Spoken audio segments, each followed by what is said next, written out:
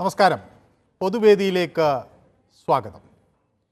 സംസ്ഥാനവും കേന്ദ്രവും തമ്മിൽ വീണ്ടും പുതിയ ഒരു തർക്കത്തിന് പോർമുഖം തുറക്കുകയാണ്. വിഴിഞ്ഞം പദ്ധതിക്ക് നൽകിയ വയബിലിറ്റി ഗ്രാന്റ് ഫണ്ട് ലാഭവിഹിതമായി തിരികെ വേണം എന്ന് കേന്ദ്രം ആവശ്യപ്പെടുന്നു. അത് വിചിത്രമായ വാദമാണ് എന്ന് കേരളം പറയുന്നു. കേരളത്തെ കേന്ദ്രം വേണ്ട രീതിയിൽ പരിഗണിക്കുന്നില്ലെന്നും കേരളത്തോട് എപ്പോഴും വിവേചനപരമായ ഒരു നയമാണ് കേന്ദ്രം സ്വീകരിക്കുന്നത് എന്നും കുറ്റപ്പെടുത്തുകയാണ് സംസ്ഥാനം. ഈ വാദം എത്രമാത്രം ശരിയാണ് എന്നതാണ് ന്യൂസ് 18 പൊതുവേദി ഇന്ന് ചർച്ച ചെയ്യുന്നത്. എല്ലാവർക്കും പൊതുവേദിയിലേക്ക് സ്വാഗതം.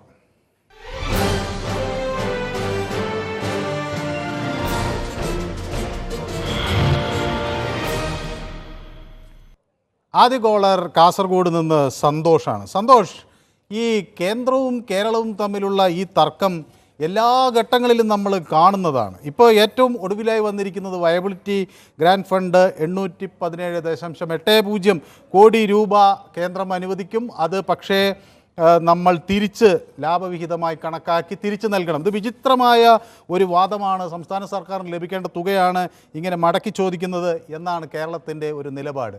എന്താണ് ഇത്തരം ഒരു നിലപാടിന് കാരണമായി തോന്നുന്നത്?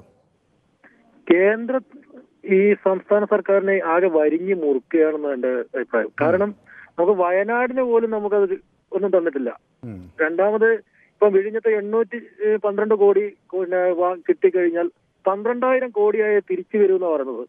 കേന്ദ്ര സർക്കാരിന് കൊടുക്കേണ്ട അവസ്ഥ വരുമെന്ന് പറയുന്നത്.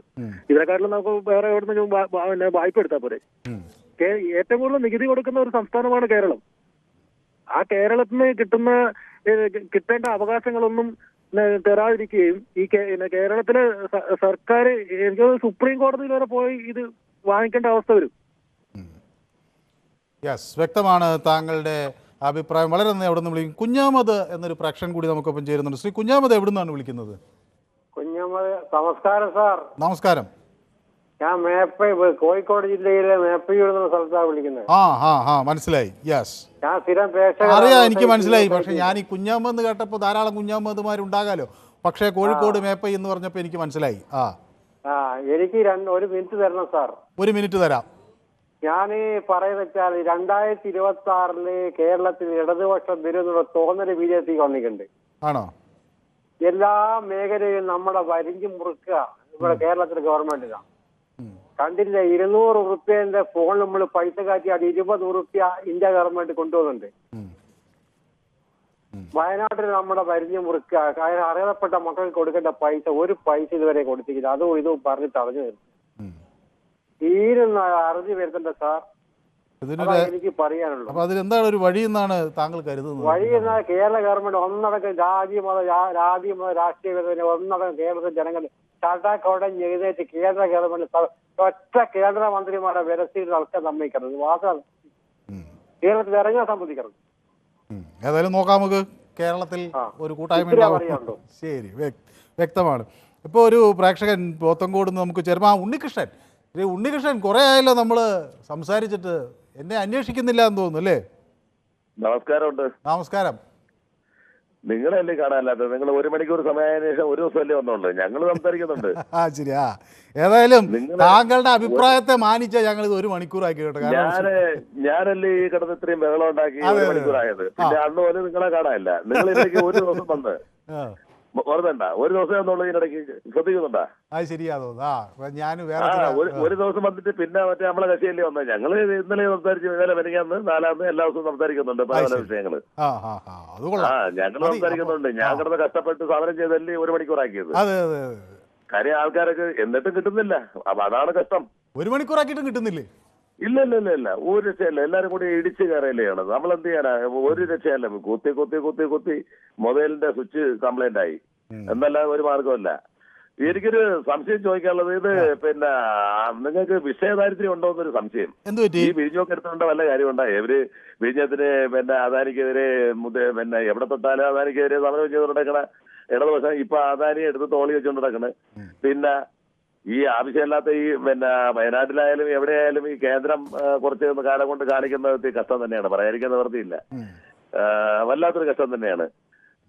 ആളുകൾ ഇതിനെക്കുറിച്ച് ചോദിക്കുമ്പോഴും വയനാട്ടിലോട്ടാണ് പോകുന്നത്. വിഷയം എല്ലാം അങ്ങോട്ടാണ് പോകുന്നത്. നമുക്കിന്ന് ഈ കറണ്ട് ചാർജ് ഒന്നുകൂടെ ചർച്ച ചെയ്തിരുന്നെങ്കിലും ആളുകൾക്ക് വളരെ പ്രധാനമുള്ള ഒരു വിഷയമായിരുന്നു കറണ്ട് ചാർജ്. കറണ്ട് ചാർജ് നമ്മൾ കഴിഞ്ഞ ദിവസം ചർച്ച ചെയ്തില്ല കിരൺ ബാബു. സാധാരണക്കാരനെ ബാധിക്കും. ഇതൊന്നും സാധാരണക്കാരന്റെ ഒരു വിഷയമല്ല. ഇത് ഈ വിഷയം എനിക്ക് വലിയ താല്പര്യമില്ലായിരുന്നു.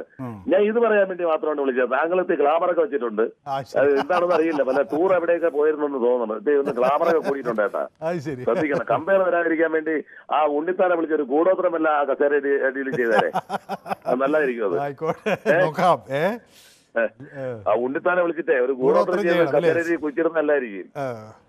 എനിക്ക് ഇന്നത്തെ വിഷയം എനിക്ക് വലിയ താല്പര്യമില്ല. കാര്യം സാധാരണക്കാരനെ ബാധിക്കുന്ന ഒരു വിഷയമല്ല ഇത്, ഒരിക്കലും. കാരണം നിങ്ങൾക്ക് എന്നെ അറിയാമല്ലോ, അദാനി എന്ന് പറഞ്ഞാൽ ഇവിടെ പിന്നെ വാളും എടുത്തോണ്ട് നടന്ന ആൾക്കാരാണ്. ഇപ്പം എല്ലാം റെഡിയായി വന്നപ്പോണ്ട് ഇപ്പൊ കേന്ദ്ര ഗവൺമെന്റിനെ പള്ളം വിളിച്ചോണ്ട് നടക്കണം. ഞങ്ങൾക്ക് തരുന്നില്ലേ എന്നുള്ളതുണ്ട്. ഇതൊക്കെ എന്തോന്നാണ് സാറേ ഇത്? മറ്റൊരു കോളർ ഇതുപോലെ മറ്റുള്ളവരെ നമുക്ക് ഇത് സാധാരണക്കാരന്റെ വിഷയമേ അല്ല. ഇത് വിഷയമാണ് ശ്രീ ഉണ്ണികൃഷ്ണൻ. തുറമുഖം വരിക എന്ന് പറഞ്ഞാൽ വെറുതെ ഒരു മണിക്കൂർ പായി പോയി. ശ്രീ ഉണ്ണികൃഷ്ണൻ കൂടി ഒരു കാര്യം കേൾക്കും. നമ്മൾ ഒരു തുറമുഖം നിർമ്മിക്കുന്നു എന്ന് പറയുമ്പോൾ അത് ഒരു സ്ട്രക്ചർ നിർമ്മിക്കുകയല്ല, അതുവഴി ഇന്ത്യയിലേക്ക് സാധനങ്ങൾ വരുന്നു, ഇന്ത്യയിൽ നിന്ന് സാധനങ്ങൾ പുറത്തേക്ക് പോകാനുള്ള ഒരു വാതായനം തുറക്കുന്നു. അത് ഉൽപാദന കേന്ദ്രങ്ങൾക്ക് വലിയ ഉത്തേജനം പകരുന്നതാണ്. ഒന്ന്. രണ്ട്, ഒരു തുറമുഖം വരുമ്പോൾ അതുമായി ബന്ധപ്പെട്ട നൂറുകണക്കിന് തൊഴിലവസരങ്ങൾ വരും. നിങ്ങൾക്കറിയാമോ, സിംഗപ്പൂർ എന്ന ഒരു കൊച്ചുനാട് ആകെ അതിന്റെ വരുമാന മാർഗം തുറമുഖമാണ്. നമ്മുടെ ഇന്ത്യയെക്കാൾ ഇതിന്റെ ഒരു ചെറിയ ശതമാനം ദുരിതം അനുഭവിക്കുന്ന ഒരു വ്യക്തിയാണ് ഞാൻ. കോട്ടംകോട് കിടക്കുന്ന എന്റെ വസ്തുവിനെ കൂടെയാണ് റിംഗ് റോഡ് പോകുന്നത്. അത് എടുത്തതുമില്ല. അത് മംഗലാപുരം റിംഗ് റോഡ് എന്ന് പറഞ്ഞുകൊണ്ട് തേക്കട വരെ എടുത്തു വെച്ചിട്ട് എന്റെ 5 സെന്റ് വസ്തുവിന്റെ ഒരു ഇതെല്ലാം കൂടെ പത്രത്തിൽ അത് അവിടെ ഇവിടെ പ്രക്ഷേപണം ചെയ്ത് ഞങ്ങൾക്ക് വിൽക്കാനും പറ്റില്ല, ഞങ്ങൾക്ക് ഒന്നിനും പറ്റില്ല, ലോൺ എടുക്കാനും പറ്റില്ല, ഒരു കുന്തത്തിനും പറ്റില്ല, ഒരു പോലെല്ലാം നടക്കണം. അവരെടുക്കണമെന്നോ എടുക്കില്ലെന്നോ ഒന്നും പറയുന്നില്ല. അത് ഞാൻ പറഞ്ഞ ആ കാര്യത്തോട് എന്റെ വസ്തുവിന്റെ പ്രമാണം എല്ലാം കൂടെ, പ്രമാണത്തിന്റെ നമ്പരും മറ്റതും എല്ലാം കൂടെ പത്രത്തിൽ കൂടെ പരസ്യം ചെയ്ത് വില്ലേജ് ഓഫീസിൽ വരെ വരികയും ചെയ്ത് ഞങ്ങൾക്ക് ഇതിനെക്കുറിച്ച് അതിനുശേഷം ഒന്നും അറിയാൻ പറ്റില്ല. ഞങ്ങൾ കുരുങ്ങി. അത് ഞാൻ താങ്കളോട് യോജിക്കും. അതായത് മറ്റൊരു പ്രേക്ഷകൻ കൂടി കാത്തു നിൽക്കുന്നതുകൊണ്ടാണ്. ശ്രീ രാധാകൃഷ്ണൻ ചാത്തന്നൂര്. ശ്രീ രാധാകൃഷ്ണനും ഇതുപോലെ കുറേ ദിവസമായി, എനിക്ക് തോന്നുന്നത് 1 മാസത്തിലധികം കാലമായി ശ്രീ രാധാകൃഷ്ണനുമായി സംസാരിച്ചിട്ടെന്നാണ് ഞാൻ വിചാരിക്കുന്നത്, അല്ലേ? 1 മാസം ഇടയ്ക്ക് 1-2 ദിവസം സംസാരിച്ചു. നമ്മൾ സംസാരിച്ചല്ലേ? ഇടയ്ക്ക് കുറച്ച് തിരക്കായി പോയതുകൊണ്ടാണ് വിളിക്കാൻ പറ്റിച്ചത്. പക്ഷേ ഇത് ഇന്നത്തെ വിഷയം വളരെ പ്രധാനപ്പെട്ട വിഷയം തന്നെയാണ്. കേന്ദ്രം എനിക്ക് കുറച്ച് തിരക്കുകളായി തൊഴിൽ സംബന്ധമായ പ്രധാനപ്പെട്ട കാര്യം തന്നെ. അപ്പോ നമ്മൾ ഇതിനകത്ത് ഇപ്പൊ കേന്ദ്രം ഇങ്ങനെ ഒരു തീരുമാനം എടുത്തത് വിഴിഞ്ഞം പോർട്ടുമായിട്ട് ബന്ധപ്പെട്ട് തീരുമാനം എടുത്ത് എനിക്ക് തോന്നുന്നു വയനാട് വിഷയത്തിന്റെ ഒരു സങ്കീർണമായ ചർച്ചയൊക്കെ നടന്നുകൊണ്ടിരിക്കുന്ന അവസരമാണല്ലോ. അപ്പോൾ അതിൽ കോടതി തന്നെ പറഞ്ഞു വയനാട് വിഷയത്തിൽ കണക്ക് അവതരിപ്പിക്കണമെന്ന് പറഞ്ഞാൽ തികച്ചും ന്യായമായ കാര്യമാണ്. കോടതി ഒരു ഭാഗം കേൾക്കുമ്പോൾ എല്ലാ അർത്ഥത്തിലും കോടതി അത് ശ്രദ്ധിക്കുവാനുള്ള ഒരു നിരീക്ഷണ പാഠവും കോടതിക്ക് കൂടി ഉണ്ടാകണം. അതിന് സമാനമായ വിഷയമാണ് ഇന്ന് ഈ വിഴിഞ്ഞം പോർട്ടിന്റെ കാര്യത്തിൽ വന്നിരിക്കുന്നത്. അതിന്റെ സാങ്കേതിക കാര്യങ്ങളെ കുറിച്ചൊന്നും നമുക്ക് കൂടുതൽ അറിയില്ല. പക്ഷേ ഈ തൂത്തുക്കുടി തുറമുഖത്തിന് VGF ഗ്രാന്റ് കിട്ടുന്നതായിട്ടാണ് നമ്മൾ പത്രദ്വാര മനസ്സിലാക്കാൻ കഴിഞ്ഞിട്ടുള്ളത്. അല്ല, പക്ഷെ അതിന് ഈ നിർമ്മല സീതാരാമൻ ഈ കത്തിൽ തന്നെ മുഖ്യമന്ത്രിക്ക് ഒരു കത്ത് അയച്ചല്ലോ. ആ കത്തിൽ തന്നെ ഒരു കാര്യം വ്യക്തമാക്കുന്നുണ്ട്. The project is not comparable with the outer harbour container project at Tuticorin. The expenditure of the Tuticorin project as well as revenue from the project belongs to the VOC Port Authority and not autonomous body under the administrative control of government of India. എന്ന് വെച്ചാൽ government of ഇന്ത്യയുടെ കീഴിൽ വരുന്ന VOC port അതോറിറ്റിയാണ് അത് നയിക്കുന്നത്. അപ്പോൾ സ്വാഭാവികമായും ആ വരുമാനം മുഴുവൻ കേന്ദ്ര സർക്കാരിനാണ് ലഭിക്കുന്നത്. അതുകൊണ്ട് അതും ഇതും താരതമ്യം ചെയ്യരുത് അവരൊരു ന്യായീകരണവും ആദ്യം വെക്കുന്നുണ്ട് കേട്ടോ. പക്ഷെ മറ്റൊരു കാര്യമുണ്ടല്ലോ, വിഴിഞ്ഞം തുറമുഖത്തിന്റെ 1ാം ഘട്ടത്തിൽ നമ്മൾ മനസ്സിലാക്കുന്ന തുക എന്ന് പറയുന്നത് 7700 കോടി രൂപ ചെലവുള്ള ആദ്യഘട്ടത്തിൽ 4600 കോടി സംസ്ഥാന സർക്കാർ ആണ് മുടക്കിയെന്നാണ് സംസ്ഥാന സർക്കാർ പറയുന്നത്. അല്ല, തുക മുടക്കിയത് എന്തോതിൽ തുക? ഇതിൽ കേന്ദ്ര സർക്കാർ കൊടുക്കുന്ന ഒരു 817 കോടി രൂപയാണ്. അതായത് 817 കോടി 8 ലക്ഷം രൂപ അല്ലെങ്കിൽ 80 ലക്ഷം രൂപ ആണ് കൊടുക്കുന്നത്. അതിനാണ് ഈ 20% എന്ന തരത്തിൽ ചോദിക്കുന്നത്. തർക്കിച്ച് ഒരു പരിഹാരം കണ്ടെത്താൻ കഴിയുമോ, അതോ ഇത് പൂർണ്ണമായി ഒഴിവാക്കി മറ്റൊരു മാർഗം സംസ്ഥാന സർക്കാർ സ്വീകരിക്കുമോ എന്നൊക്കെയുള്ളത് ഇനി വരും ദിവസങ്ങളിൽ കണ്ടറിയേണ്ട കാര്യമാണ്.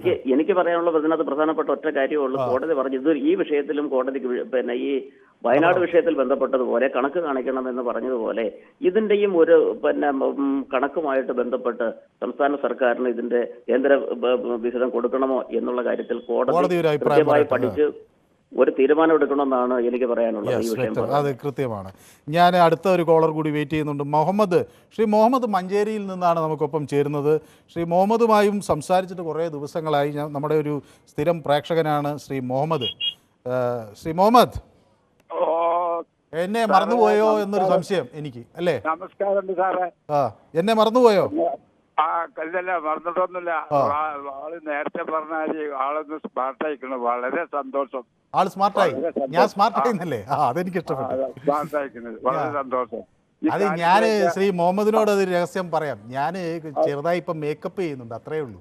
അതുകൊണ്ടാണ് ആളുകൾക്ക് ഇത് സ്മാർട്ടായി എന്നുള്ളൊരു തോന്നലുണ്ടാകുന്നത്. വേറെ ആരോടും പറയരുത് ഇത്. അത് നല്ലതാണ് സാറേ, ഏറ്റവും നല്ലതാ. അതൊന്നും അറിയില്ല കേട്ടോ. ഈ കാര്യത്തിലേക്ക് കിടക്കാം സാറേ.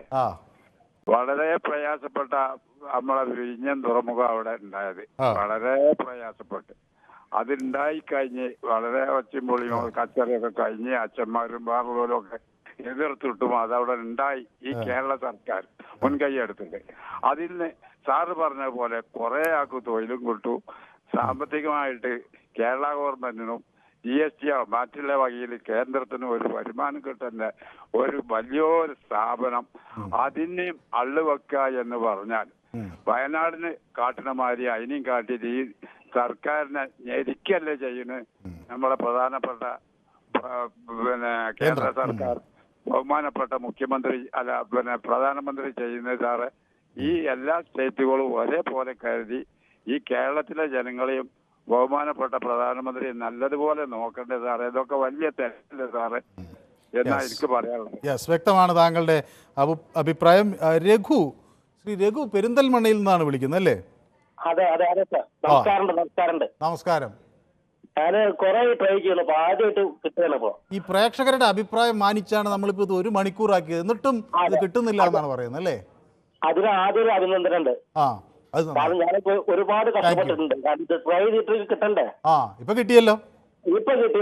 ആദ്യമായിട്ടാണ്. ഇപ്പൊ എത്ര കൊല്ലങ്ങളായി ഞാൻ ട്രൈ ചെയ്യണു. അത് ശരി, കുറെ കൊല്ലങ്ങളായി ട്രൈ ചെയ്തിട്ട് കിട്ടിയിട്ടില്ല. ആദ്യമായിട്ടാണ് എനിക്കിതിൽ കിട്ടണത്. അത് ശരി. ഏതായാലും അപ്പൊ അതൊരു സന്തോഷകരമായ കാര്യമാണ്. ഒരു പുതിയ ഒരു കോളർ കൊള്ളാം. 1 മണിക്കൂർ ആക്കിയത് ആദ്യം ന്യൂസ് 8ന്റെ എല്ലാവർക്കും അഭിനന്ദനുണ്ട്. വളരെ നന്ദി. കാരണം നമ്മളെ പോലുള്ള ആളുകളെ വിളിക്കാനും കിട്ടാനും സംസാരിക്കാനും പറ്റിയൊരു അവസരമാണിത്. അപ്പൊ അതുകൊണ്ട് ഇതിനെ പറ്റി പറയാനുള്ളത്, കേന്ദ്ര സർക്കാർ നമ്മളെ കേരളത്തോട് ഇതെന്താ തെക്കേറ്റത്തുള്ള സംസ്ഥാനം ആയതുകൊണ്ടാണോ ഇങ്ങനെ വിവേചനം എന്നുള്ളതാണ് ആദ്യം നോക്കേണ്ടത്. പിന്നെ കേന്ദ്രത്തോടു കൂടിയുള്ള പദ്ധതി ഏത് കേരളത്തിൽ വന്നാലും അതിന് ഞെക്കി നിൽക്കുന്ന ഒരു അവസ്ഥയാണ് കേന്ദ്ര സർക്കാർ സ്വീകരിക്കുന്നത്. അപ്പൊ ഇത് നമുക്ക് കിട്ടണമെങ്കിൽ നമുക്ക് കോടതി മുഖാന്തരം പിന്നെ ഇടപെടാൻ പറ്റുന്നുള്ളൂ. അതിനുള്ള നീക്കങ്ങൾ സംസ്ഥാന സർക്കാർ ആരംഭിക്കണമെന്നാണ് താങ്കൾ പറയുന്നത്, അല്ലേ? എങ്ങനെ? കോടതി വഴി ഇത് എന്താണ് ഇതിന്റെ ഒരു പ്രശ്ന പരിഹാരം എന്ന തലത്തിൽ ആലോചിക്കണം, അല്ലേ? അത് നമുക്ക് എന്ത് കിട്ടണമെങ്കിലും പിന്നെ അവസാനം കോടതിയൊന്നും അല്ല പറഞ്ഞിട്ട് കാര്യമില്ല. സർക്കാരിനോട് പറഞ്ഞിട്ട് കാര്യമില്ലല്ലോ. നമ്മൾ ഏത് മന്ത്രി പോയിട്ട് മുഖ്യമന്ത്രി നേരിട്ട് പോയിട്ട് അപ്ലൈ ചെയ്താലും കിട്ടാത്തൊരവസ്ഥയാണ്.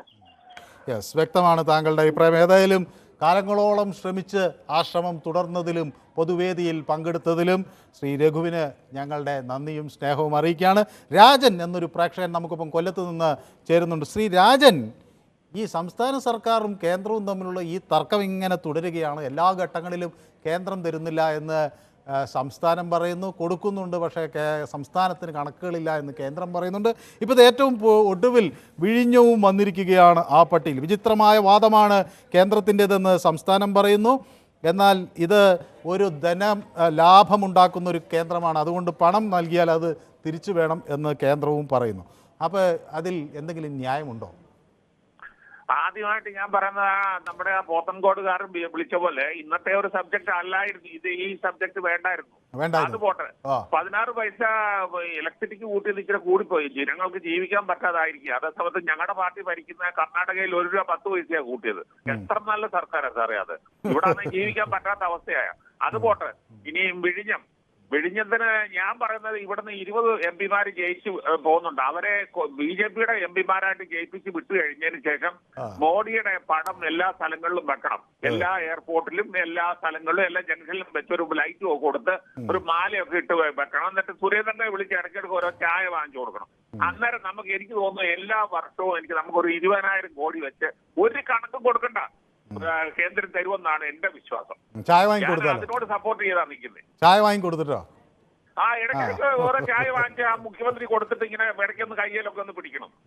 അപ്പൊ അത് ഈ കാര്യം നടക്കും. ഒരു 20,000 കോടിക്ക് പോരും. ഒരു കണക്കും കൊടുക്കണ്ട. ഇപ്പം കണക്ക് കിട്ടിയില്ല, 4, 3, 8 എഴുതി 7 എഴുതിയില്ലെന്നൊക്കെയാ സീതാരാമൻ പറയുന്നത്. എന്ത് തോന്നിയോ പറയുന്നത് സാറേ. യെസ്, ഫോൺ ബന്ധത്തിൽ എന്തോ പ്രശ്നം വന്നു. പ്രദീപ് നമ്മുടെ ഒരു സ്ഥിരം പ്രേക്ഷകൻ, അദ്ദേഹം വിളിക്കുന്നുണ്ട്. പ്രദീപ് ഇപ്പോൾ തിരുവനന്തപുരത്തുണ്ടോ അതോ? ഇപ്പോൾ വിഴിഞ്ഞം എനിക്ക് തോന്നുന്നു പ്രദീപിന് വളരെയധികം ഇൻവോൾവ്മെന്റ് ഉള്ളൊരു ടോപ്പിക് ആണെന്ന് മുമ്പ് എന്നോട് പറഞ്ഞിട്ടുണ്ട് അവിടെ, അല്ലേ? ആ, അപ്പോൾ ഈ സംഭവത്തെ പ്രദീപ് എങ്ങനെയാണ് നോക്കിക്കാണുന്നത്? വയബിലിറ്റി ഗ്യാപ്പ് ഫണ്ട് തിരിച്ചു വേണമെന്ന് പറയുന്നു. അത് സാധാരണ വയബിളല്ലാത്ത ഒരു പ്രോജക്റ്റിന് കൊടുക്കുന്ന ഫണ്ടാണ്. ഇത് ലാഭവിഹിതം ഉണ്ടാകുമ്പോൾ അത് തിരിച്ചു വേണമെന്ന് പറയുന്നതിൽ തെറ്റുണ്ടോ എന്ന കേന്ദ്രത്തിൻ്റെ ചോദ്യത്തെ ശ്രീ പ്രദീപ് എങ്ങനെയാണ് കാണുന്നത്? നമസ്കാരം മിസ്റ്റർ മനു. മിസ്റ്റർ മനു, ഏതൊരു പ്രോജക്റ്റ് നടപ്പിലാക്കിയാലും അത് ഏത് സംസ്ഥാനത്തിൽ നടപ്പിലാക്കിയാലും അതിന്റെ ലാഭവിഹിതം എന്ന് മാത്രമല്ല അതിന്റെ എല്ലാ വരവ് ചെലവ് കണക്കുകളും കൃത്യമായി കാണിക്കണം എന്നുള്ളത് തന്നെയാണ് നിയമം. അല്ലാതെ ഇവിടെ തോന്നും പോലെ ഇവിടെ നിന്ന് കിട്ടുന്ന NDFIR കിട്ടുന്ന പൈസയും ദുരിതാശ്വാസ നിധിയില് പാവങ്ങൾ ഇടുന്ന പൈസ എല്ലാം എടുത്തുകൊണ്ട് സിംഗപ്പൂരിൽ അപ്പനും മക്കൾക്കും കൂടെ പുട്ടടിക്കാനും കറങ്ങാനും പോകാൻ വേണ്ടിയതല്ല. എന്തിനും കണക്ക് വേണം. കൃത്യമായ കണക്കില്ലാതെ എങ്ങനെ കൊടുക്കും? ലാഭവിഹിതം വേണം. അല്ലാതെ അവിടുന്ന് ചുമ്മാ ഇവിടെ കൊടുക്കുക. ഇവിടെ ഇരിക്കുന്നത് പിണറായി മരുമോനൊന്നും അല്ല. പിണറായിക്ക് അവിടുന്ന് കാശ് കൊടുക്കണുണ്ടെങ്കിൽ പിണറായിക്കല്ല കൊടുക്കണം, ഇവിടുത്തെ ജനങ്ങൾക്ക്.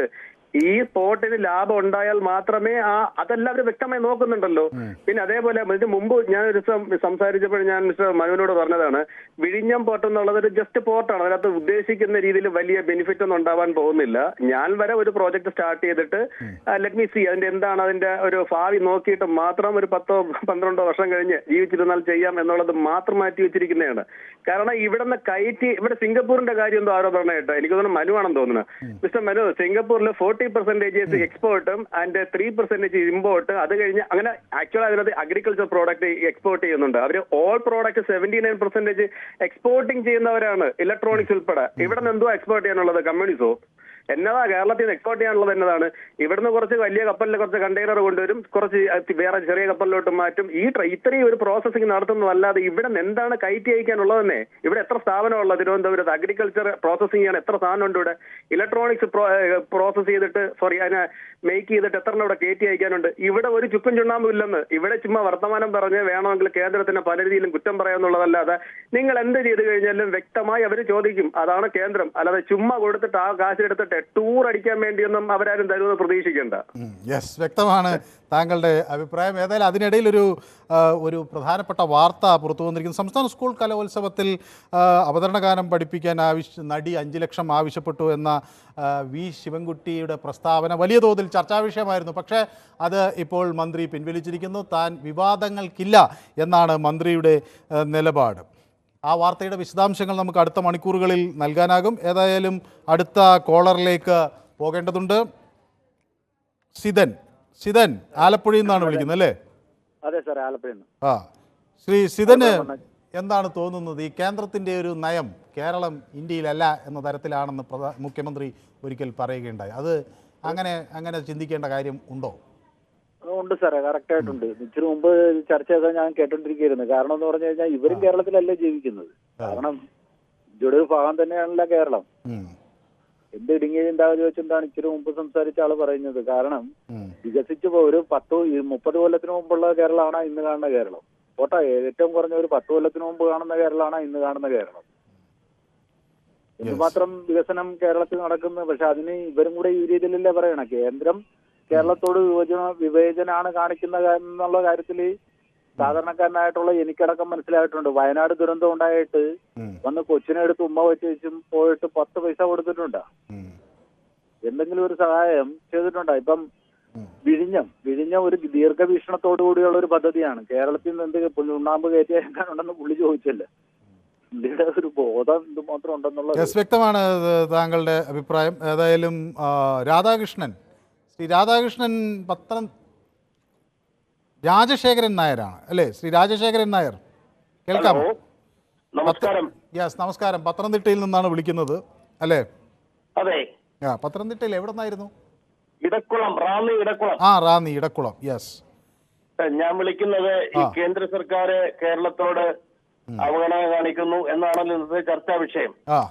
ഇതിപ്പോ കേന്ദ്രത്തിൽ BJP ഭരിച്ചാലും കോൺഗ്രസ് ഭരിച്ചാലും അന്നെല്ലാം ഉയർന്നു വരുന്ന ഒരു ആരോപണമാണ് കേന്ദ്രം കേരളത്തോട് വിവേചനം കാണിക്കുന്നു. അപ്പൊ ഇതിനൊരു പരിഹാരം കേന്ദ്രവും കേരളവും ഒരേ പാർട്ടിക്കാര് ഭരിക്കുക എന്നുള്ളതാണ്. ശരി. അപ്പൊ അതിനു വേണ്ടിയാണോ ഈ വിവേചനം കാണിക്കുന്ന ഒരു ചോദ്യം അവിടെ ഉയരില്ലേ? അല്ല, അത് BJP സർക്കാർ മാത്രമല്ല, പിന്നെ കോൺഗ്രസ് സർക്കാർ ഭരിക്കുമ്പോഴും കേരളത്തിലെ വേറെ സർക്കാരാണ്. അപ്പോഴേ ഈ കേന്ദ്രത്തിലെ എന്തായാലും ഇപ്പൊ മാർക്സിസ്റ്റ് പാർട്ടിക്ക് ഭരിക്കാൻ ഭൂരിപക്ഷം അടുത്ത കാലത്തെങ്കിലും കിട്ടത്തില്ല. അങ്ങനെ വരുമ്പോഴേ പിന്നെ ഒന്നിലെ കേരളത്തിൽ കോൺഗ്രസ് ഗവൺമെന്റ് വരിക, കേന്ദ്രത്തിലും കോൺഗ്രസ് വരിക, ഇന്ത്യ സഖ്യമല്ലേ? അപ്പൊ പിന്നെ കുഴപ്പമില്ലല്ലോ. ഇന്ത്യ സഖ്യമാണല്ലോ അധികാരത്തിൽ വന്നു കഴിയുമ്പോ ഇവിടെ അവര് രണ്ട് ചേരിയിലല്ലേ മത്സരിക്കുന്നേ. മത്സരിച്ചാലും അധികാരത്തിൽ വരും. ജയിച്ചു കഴിഞ്ഞാൽ ഒന്നല്ലേ? അല്ല, ജയിച്ചു കഴിഞ്ഞാൽ ഒന്നല്ല, പണ്ടൊന്നിച്ച് ഭരിച്ചതല്ലേ, അന്ന് എതിരാ. ഇതൊക്കെ ഇവിടുത്തെ രാഷ്ട്രീയ ഇപ്പത്തെ നമ്മൾ ഈ ചർച്ചയിൽ അങ്ങ് ഉടനീളം കേൾക്കുന്ന രാഷ്ട്രീയ താല്പര്യങ്ങളും രാഷ്ട്രീയ വൈരാഗ്യങ്ങളും ചർച്ച ചെയ്യുകയാണ്. ഫാക്ടിലേക്ക് ആരും വരുന്നില്ല. അപ്പൊ ശ്രീ രാജശേഖരൻ നായരുടെ ഒരു അഭിപ്രായം, കേന്ദ്രം ഭരിക്കുന്ന സംസ്ഥാന തരത്തിൽ കേന്ദ്രത്തിലും നമ്മളൊരു രാഷ്ട്രീയ മാറ്റം ഉണ്ടാകണം എന്നാണ് അല്ലേ? രണ്ടുമാകാം. ഒന്നീ കേരളത്തിൽ മാറണമല്ലേ? ഇപ്പം കേന്ദ്രത്തിൽ മാറാൻ എന്തായാലും സാധ്യമല്ല, എളുപ്പമല്ലല്ലോ. ഒരുപാട് പാടുപെടേണ്ടി വരും. ഒന്നീ കോൺഗ്രസ് അല്ലെ BJP കേന്ദ്രം ഭരിക്കാൻ ഒക്കുള്ളൂ. അപ്പോഴാ അതിനനുസരിച്ച് കേരളം മാറാം. നമുക്ക് എന്തായാലും ഇവിടുത്തെ ജനങ്ങളുടെ അഭിവൃദ്ധി അല്ലേ വേണ്ടുന്നേ? ജനങ്ങളുടെ താല്പര്യമാണ് ലക്ഷ്യമെങ്കിൽ നമ്മൾ അതിന് ഒപ്പിച്ച് നീങ്ങാം. പക്ഷേ ഓക്കെ, ശരി. ഒഴുക്കിന് ഒപ്പിച്ച് നമുക്ക് നീന്താം. ഒഴുക്കിനെതിരെ നീന്തുന്ന വലിയ പാടല്ലേ? ശരി, ഓക്കെ, വ്യക്തമാണ്. ഷിനോയ് എന്നൊരു പ്രേക്ഷകൻ ചേരുന്നത് വർക്കലയിൽ നിന്നാണ്. ഷിനോയ് നമ്മുടെ ഒരു സ്ഥിരം പ്രേക്ഷകനായിരുന്നു. ശ്രീ ഷിനോയ്, നമ്മൾ സംസാരിച്ചിട്ട് ഇതുപോലെ കുറേ ദിവസങ്ങളായി അല്ലേ? അതെ അതെ. ശ്രീ ഷിനോയ് തിരക്കിലായിരുന്നു എന്നാണ് ഞാൻ വിചാരിക്കുന്നത് അല്ലേ? അതെ അതെ അതെ, തിരക്കിലായിരുന്നു. ഏതായാലും തിരക്കൊക്കെ മാറ്റിവെച്ച് ഒരു ദിവസം പൊതുവേദിക്കൊപ്പം ചേരാൻ കഴിഞ്ഞു എന്നതിൽ വളരെ അതെ. അല്ല, ഞാൻ വിളിക്കാറുണ്ട് സാറേ, ചിലപ്പോ കിട്ടാറില്ല, അതാണുള്ള കാര്യം. ഇത് നമ്മളിപ്പോ നിങ്ങളുടെയൊക്കെ ആവശ്യം മാനിച്ചാണ് ഇതിപ്പോ 1 മണിക്കൂറാക്കിയത്, എന്നിട്ടും കിട്ടുന്നില്ല. എന്നിട്ടും കിട്ടാറില്ല. അതെ അതെ അതെ. ഈ ഒരു പരിപാടി എന്ന് പറഞ്ഞാൽ ഒരു ജനാധിപത്യത്തിന്റെ മൂല്യം അളക്കുന്ന ഒരു പ്രോഗ്രാമാണ് പൊതുവേദി എന്ന് പറഞ്ഞാൽ. അത് മറ്റുള്ള ടെലിവിഷൻ ചാനലിൽ ഇതില്ല. ഇതിൽ അവതരിപ്പിക്കുന്ന പരിപാടിയാണെങ്കിൽ ജനങ്ങളുടെ പൾസ് എന്താണെന്ന് അറിയുന്ന ഒരു പ്രോഗ്രാമാണ് എന്നാണ് ഞാൻ വിശ്വസിക്കുന്നത്. ജനങ്ങൾ എന്ത് ചിന്തിക്കുന്നു എന്ന് അറിയാനും കൂടി വേണ്ടിയാണ് ഞങ്ങൾ. അതാണ് സാറിന് തന്നെ എതിരെ പലരും പരാമർശം നടത്തിയ സാറ് മിണ്ടാതെ കേട്ടിരിക്കുന്നതും എനിക്കത് കണ്ടിട്ടുണ്ട് പലപ്പോഴും, പല സിറ്റുവേഷനിലും. അത് ഓരോ ജനങ്ങളുടെ അഭിപ്രായ രീതികളിലാണല്ലോ. ആളുകൾ അഭിപ്രായം പറയട്ടെ. 100 അഭിപ്രായങ്ങൾ വരുമ്പോഴാണല്ലോ നമ്മൾ പുരോഗമനത്തിലേക്ക് നീങ്ങുന്നത്. ഈ ഷിനോയ്, ഈ നമ്മുടെ ഈ കേരളത്തോട് വലിയ അനീതി എല്ലാ ഘട്ടത്തിലും കേന്ദ്രം കാണിക്കുന്നു എന്ന് പറയുന്നു. അതിൻ്റെ ഏറ്റവും ഒടുവിലത്തെ ഉദാഹരണമായി വിഴിഞ്ഞത്ത് വരുന്ന ഈ തർക്കവും നമ്മൾ കണക്കാക്കേണ്ടതുണ്ടോ? സാറേ, ഇപ്പൊ നടക്കുന്നത് ഇതൊരു അന്തർധാരണയാണ് സാറേ.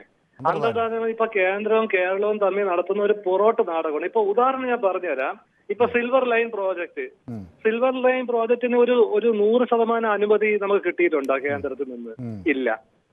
ഇവർക്കും അത് ഇടയ്ക്കിടയ്ക്ക് അവർ പറയുന്നുണ്ട്, സിൽവർ ലൈനിന്റെ സംഭവം നടത്തുകയാണെങ്കിൽ നമുക്ക് അനുമതി കൊടുക്കാമെന്ന് കേന്ദ്രത്തിൽ നിന്നുള്ള ചില ലെറ്ററിലൊക്കെ വരുന്നുണ്ടല്ലേ, കേൾക്കാറുണ്ട്. ഇവരങ്ങോട്ടുണ്ട്. അപ്പൊ ഇത് ഇപ്പൊ നടക്കുന്നത് പറഞ്ഞാൽ അദാനിക്ക് വിട്ടുവീഴ്ച ചെയ്യുന്ന ഒരു പ്രോജക്ടിന്റെ ഒരു ഭാഗമായിട്ട് അവരും തമ്മിൽ അത് അഡ്ജസ്റ്റ്മെന്റ് ചെയ്യുന്ന ഒരു പരിപാടിയാണ്. ഇപ്പൊ സംസ്ഥാന സർക്കാർ നടത്തുന്ന പല അഴിമതികളും ഉണ്ട്. TP ദിവ്യയുടെ അടക്കം ഒരുപാട് കേസുകളുണ്ട്. അതിൽ പോലും അവിടെ കേന്ദ്രത്തിലോട്ട് പോകുമ്പോഴും അവർക്കും അനുകൂലമുണ്ട്. ലാവലിംഗ് കേസ് അല്ലേ? ലാവലിംഗ് കേസൊക്കെ 10-37 തവണ സുപ്രീം കോടതി തള്ളി മാറ്റിക്കൊണ്ടിരിക്കുകയല്ലേ. അപ്പൊ ഇത് ചുമ്മാ ജനങ്ങളെ കണ്ണിലൊരു പൊടിയിടാൻ വേണ്ടിയിട്ടുള്ള ഒരു തന്ത്രമാണെന്നാണ് പറയുന്നത്. ശരി, വ്യക്തമാണ് താങ്കളുടെ ഇപ്പോഴത്തെ ഈ സാഹചര്യത്തിൽ ഇവർ തമ്മിൽ ഒരു അഡ്ജസ്റ്റ്മെന്റ് ആണ് സാറേ. അത് ഈ ഇലക്ഷന്റെ വോട്ടിംഗ് പാറ്റേണിൽ പോലും അത് കാണാൻ സാധിക്കും. യെസ്, വ്യക്തമാണ് താങ്കളുടെ അഭിപ്രായം, വളരെ കൃത്യമാണ്. തൃശ്ശൂരിൽ നിന്നൊരു പ്രേക്ഷക നമുക്കൊപ്പം ചേരുന്നുണ്ട്. ശ്രീമതി വിശാലാക്ഷിയാണ് നമുക്കൊപ്പം ചേരുന്നത്. Good evening sir. ഞാൻ മിക്കവാറും ഞാൻ ഒരുപാട് കോൺഗ്രസിൽ പ്രവർത്തിച്ച ആളാണ്. ഇപ്പൊ ഞാൻ വിടുവാണ്. എന്റെ 2 മക്കളുണ്ട്. ഇപ്പൊ പ്രവർത്തിക്കാൻ എനിക്ക് ആരോഗ്യമില്ല. 75 years ആയി. പിന്നെ വീട്ടിലെ കാര്യങ്ങൾ നോക്കി അങ്ങനെ കഴിയണു. എന്നാലും പൊതു രാഷ്ട്രീയമൊക്കെ ഇങ്ങനെ വായിച്ചറിഞ്ഞ് കണ്ട് വായിക്കുന്നുണ്ട് നന്നായിട്ട്. ഞാൻ അസൽ കോൺഗ്രസിൽ ഒരുപാട് പ്രവർത്തിച്ചാണ്. പിന്നെ ഇപ്രാവശ്യം പിന്നെ ഇവര് എന്താ പറയാ, പിന്നെ ഇങ്ങേർക്ക് വേണ്ടിയിട്ട് സുരേഷ് ഗോപിക്ക് വേണ്ടി ഒരുപാട് വർക്ക് ചെയ്തിട്ടുണ്ട് മനുഷ്യൻ. എന്നിട്ട് എന്നെ സുരേഷ് ഗോപിക്ക് വേണ്ടി വർക്ക് ചെയ്തു. അല്ല, കോൺഗ്രസിലെന്ന് പറഞ്ഞാൽ ഇവിടുത്തെ കോൺഗ്രസ് അങ്ങനെയാണ്. പൈസ പിരിച്ചിട്ട് കള്ളുഷാപ്പ് കൊണ്ടെടുത്ത് കേൾക്കുക. ഞങ്ങൾ പിരിവ് കൊടുക്കില്ല, പേടിക്കില്ല. ഞാൻ ഒരുപാട് പഞ്ചായത്ത് മെമ്പറൊക്കെ ആയിരുന്നതാ. എന്നിട്ട് എന്നോട് പറഞ്ഞ പുറത്തിറങ്ങാൻ സമയം തല്ലി കൊല്ലും നിങ്ങളെന്ന് പറഞ്ഞു. വേറെ കോൺഗ്രസ് വരണം. ഞാൻ പറഞ്ഞു 75 വയസ്സായി, ഇനി ചാവനോണ്ട് പേടില്ല, എന്റെ മക്കളൊക്കെ ഒരു നിലയ്ക്കായി എന്ന് പറഞ്ഞു. 75 വയസ്സിലും തളരാത്ത പോരാട്ട വീര്യമാണ് അല്ലേ? പോരാട്ട വീര്യമുണ്ട്. ഞാൻ വ്യക്തിപരമായിട്ട് ഞാൻ ഇപ്രാവശ്യം വോട്ടിട്ട് അയാൾ ജയിക്കുന്ന നല്ല ഉറപ്പായിരുന്നു. അയാൾ ജയിച്ചിട്ട് നമുക്ക് ഒന്നും കാര്യം ഉണ്ടായിട്ടില്ല. ഒരു മാറ്റം. ഞാനിവിടെ നമ്മുടെ MLA PR ഫ്രാൻസിസ് സാറിന്റെ വീട്ടിലെ അടുത്താണ് ഞാൻ താമസിക്കുന്നത്. സുരേഷ് ഗോപിയോടുള്ള പ്രത്യേക സ്നേഹം കൊണ്ടാണോ, സിനിമ രംഗത്തുള്ള ആരാധന കൊണ്ടാണോ, രാഷ്ട്രീയമായി അദ്ദേഹത്തിന്റെ നിലപാട്? രാഷ്ട്രീയമല്ല, സിനിമാരാധകല്ല, ഒന്നുമല്ല. അങ്ങേര് നല്ല മനുഷ്യനാന്ന് വിചാരിച്ച് കഴിഞ്ഞ പ്രാവശ്യം നിന്നപ്പോഴും തോറ്റുപോയി ഇവിടുന്ന് കൊല്ലൂരിന്ന്. ഈ പ്രാവശ്യം കിട്ടി, അതിന്റെ സമാധാനം ഉണ്ട്.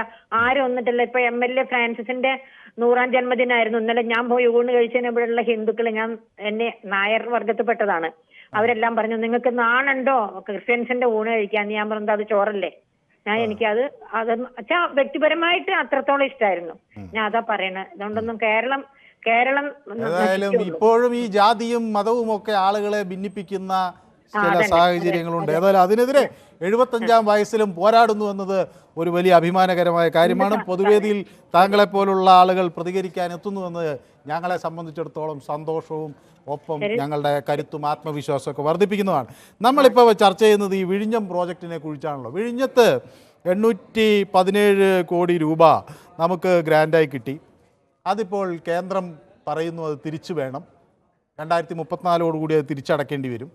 അങ്ങനെയൊക്കെ പറയുമ്പോൾ അതൊരു അനീതിയായി തോന്നുന്നുണ്ടോ?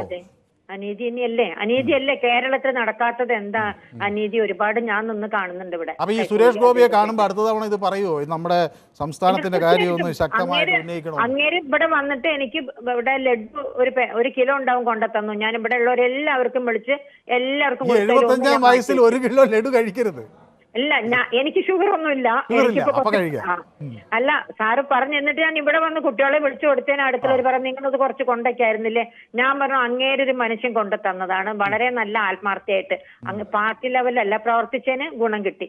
ഞാൻ ഇവിടെ ഒരുപാട് നടന്ന് പ്രവർത്തിച്ചു. ഇപ്പൊ എനിക്ക് വയ്യ. ശരി സാറേ, ഏതായാലും 1 കിലോ ലഡു കിട്ടുമ്പോ ഇടയ്ക്ക് എന്നെയും കൂടെ ഓർക്കണം. ഇനി സാർ ഇങ്ങോട്ട് വിളിച്ചിട്ടുള്ളതിനെ വളരെ ഓർക്കും. ഞാൻ മേല് കഴുകി വിളക്ക് വെച്ചാൻ പുറപ്പെടുമായിരുന്നു. എനിക്കൊരു പാർട്ടി ഉണ്ടായിരുന്നില്ല ഞാൻ, പക്ഷെ അങ്ങേർക്ക് വേണ്ടി കുറച്ച് പ്രവർത്തിച്ചു. അതിനുള്ള ഗുണം കിട്ടും ചെയ്തു. അങ്ങേരിപ്പോ വന്നിട്ട് നമുക്കുണ്ട്. ശരി സാർ, താങ്ക് യു. ഷാജി എന്നൊരു പ്രേക്ഷകൻ നമുക്കൊപ്പം ചേരുന്നുണ്ട്. ശ്രീ ഷാജി എവിടെ നിന്നാണ് വിളിക്കുന്നത്? ഷാജി കൊല്ലത്തുനിന്ന്. കൊല്ലത്ത് എവിടെ? കൊല്ലം സിറ്റിയാണ്, കിളിയല്ലൂർ എന്ന് പറയും. കിളിയല്ലൂർ നഗരപ്രദേശമാണ്. അല്ല, ഞാനിപ്പോ ആലോചിക്കായിരുന്നു ഈ വിശാലാക്ഷി എന്ന് പറയുന്ന ആ 75 വയസ്സുള്ള മഹിള എന്ത് വിഷയത്തിലാണ് സംസാരിച്ചതെന്ന് ആളുകൾക്ക് അവർക്ക് അവരുടെ ഒരു പ്രതികരിക്കുക, അവർക്ക് പറയാനുള്ളതെല്ലാം പറയാം. അതിനാണ് നമ്മുടെ പൊതുവേദി, പൊതു അഭിപ്രായം. ആയിക്കോട്ടെ. അല്ല, അതിനകത്ത് നമുക്ക് പരിഭവമൊന്നുമില്ല അല്ലേ. പിന്നെ പക്ഷെ ഇപ്പോഴും നമ്മൾ കണ്ടുവരുന്നതെന്ന് പറയുന്നത് എന്തെങ്കിലും ഒരു വിഷയം ഉണ്ടെങ്കിൽ ആ വിഷയത്തിനകത്തല്ല സംസാരിക്കുന്നത്. ഞാൻ ഇവരുടെ കാര്യത്തിലല്ല സംസാരിക്കുന്നത്. അതായത് പശുവിനെ കുറിച്ച് ചോദിച്ചു കഴിഞ്ഞാൽ പശുവിനെ കൊണ്ട് തെങ്ങി കെട്ടിയിട്ട് തെങ്ങിലെ ഓലയെ കുറിച്ചും ചൂട്ടും കൊതുമ്പിനെ കുറിച്ചും കരിക്കിനെ കുറിച്ചും സംസാരിക്കും. അതൊക്കെ ഇത് നമ്മള് അത് ഷാജി അല്ല അങ്ങ് പറഞ്ഞു എനിക്ക് മനസ്സിലായി. എന്താന്ന് വെച്ചാൽ നമ്മളിപ്പോ ഒരു ചർച്ചയ്ക്ക് വേണ്ടി ഈ വിഷയത്തിൽ പറയട്ടെ. ഈ ഷാജി ഇപ്പൊ ഞാനും പറയാനും കൂടി സമ്മതിക്ക്. നമ്മൾ ചർച്ചയ്ക്ക് വേണ്ടി ഒരു വിദഗ്ധനെ വിളിച്ചു കൊണ്ടുവന്നാൽ അയാൾക്ക് ആ വിഷയത്തിൽ നല്ല ഗ്രാഹ്യമുണ്ടാവും. അയാൾ ആ വിഷയം സംസാരിക്കും. സാധാരണക്കാർ പറയട്ടെന്നേ, ഇതെന്താ ഈ ഒട്ടും ഒരു സഹിഷ്ണുതയില്ല. ഞാൻ സമയം തരാം. അപ്പോൾ സ്വാഭാവികമായി എന്ത് സംഭവിക്കുമെന്ന് വെച്ചാൽ അവരവരുടെ വിഷയത്തിലൊതുങ്ങും, അതിലെ കാര്യങ്ങൾ പറയും. പക്ഷേ സാധാരണക്കാരോട് നമ്മൾ സംസാരിക്കുമ്പോൾ എങ്ങനെയാണെന്നറിയാമോ, അവരിപ്പോൾ നമ്മൾ പശുവിനെക്കുറിച്ച് പറയാൻ പറഞ്ഞാൽ അവരുടെ പ്രശ്നം തെങ്ങായിരിക്കും. അപ്പോൾ അവർ തെങ്ങിനെക്കുറിച്ചേ പറയും. അപ്പോൾ തെങ്ങിനെക്കുറിച്ച് പറയുന്നത് നമ്മൾ കേൾക്കുക.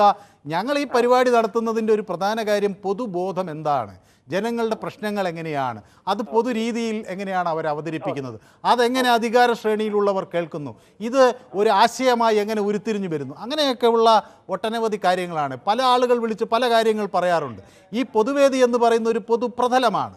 ഒരു മനുഷ്യൻ 75ാമത്തെ വയസ്സിലും തൻ്റെ പോരാട്ടം അവസാനിപ്പിച്ചിട്ടില്ല എന്ന് ഉദ്ഘോഷിക്കാനുള്ളൊരു ഇടം കൂടിയാണ് പൊതുവേദി. അതുകൊണ്ടാണ് ഈ പൊതുവേദി വ്യത്യസ്തമാവുകയും ആളുകളുടെ അംഗീകാരം പിടിച്ചുപറ്റുകയും ചെയ്തത്. അപ്പോൾ ഇനി ഷാജിക്ക് പറയാം. ആയിക്കോട്ടെ. അല്ല, ഞാൻ പറഞ്ഞത് അതൊരു സാധാരണ ഒരു ലേമാൻ പറയുമ്പോൾ നമുക്ക് മനസ്സിലാക്കാം.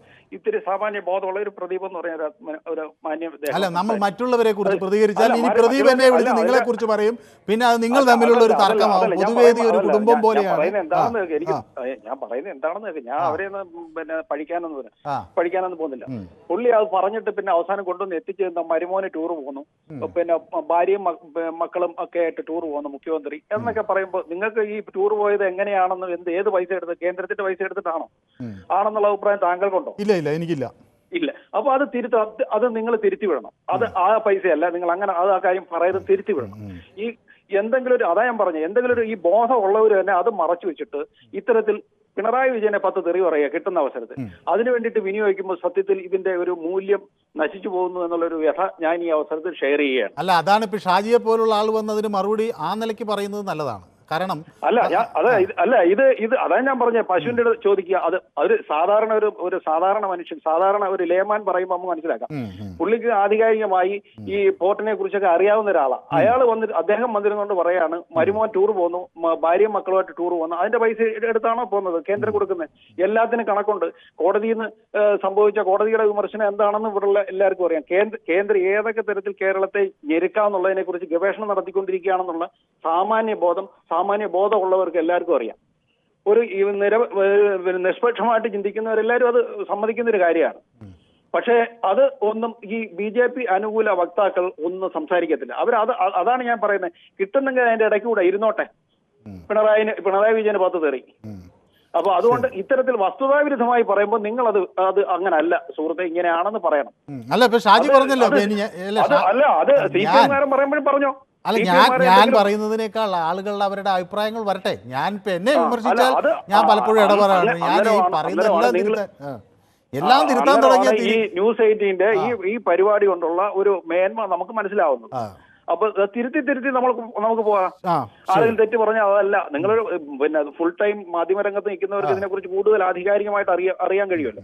നമ്മളൊക്കെ ജോലിയുടെ സമയങ്ങൾ കഴിഞ്ഞിട്ടുള്ള സമയങ്ങളാണ് ഇതിനകത്തൊക്കെ ശ്രദ്ധിക്കുന്നത്. അപ്പോ നമുക്ക് കുറച്ചേ അറിയാൻ കഴിയും, നിങ്ങൾക്ക് കൂടുതൽ അറിയാൻ കഴിയും. അപ്പൊ നിങ്ങൾക്ക് അതിനൊരു വിലയിരുത്തലുണ്ട്. അത് തിരുത്തി നമുക്ക് മുമ്പോട്ട് പോവാം. ആര് പറഞ്ഞാലും തിരുത്താമല്ലോ.